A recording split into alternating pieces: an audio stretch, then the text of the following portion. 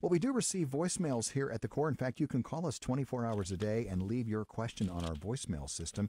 Here's a voicemail from one of our listeners named Scott. There is a sign in a yard by our house that says, "We depend on God and God depends on us." And it's made me think, how does God depend on us? I don't really like the way the wording is phrased, and I was wondering what you thought of it. Thank you. Yeah, what an interesting sign. I'd be curious. I mean, I'd like to get to know those neighbors and ask them about that sign in particular. I would say we depend on God absolutely for everything. For the very breath that we have in our lungs, it's only the mercy of God, the grace of God. Hebrews chapter 1 says that God upholds all things by the word of his power.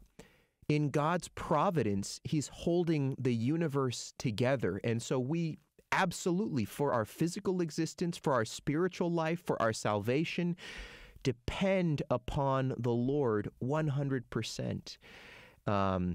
There's this doctrine, the doctrine of aseity. You probably have never heard of this doctrine, but it really is a significant doctrine in terms of our understanding of what's called theology proper, who God is.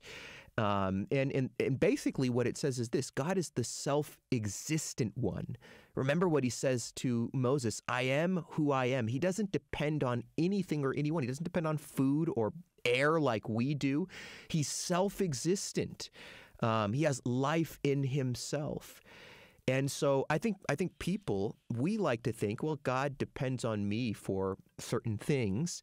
But no, he doesn't. Now that might make you think like, well, boy, that doesn't make me feel so good. But here's what's so wonderful about this.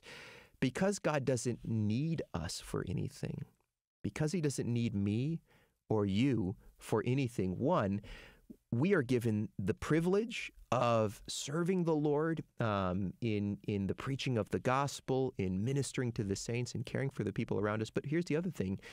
God's love for you is totally free. He doesn't love you because he needs you. God didn't have a man-shaped hole in his heart, if you will, and so he decided to create humanity, and that's why he did it, because he was feeling lonely. No, he's perfect. He's self-existent.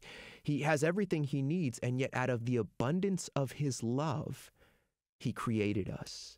And when we had turned away from him in sin, he sent his son into the world to redeem us. And so what this highlights is the freedom of God's love. The fact that he loves not as a needy person, if you will, but he loves freely. He loves us because he does. It's who he is. And so no, God does not depend upon us. We depend upon him. And that's actually really good news, because it reveals to us that his love for us is free. He's not under constraint or obligation. God bless.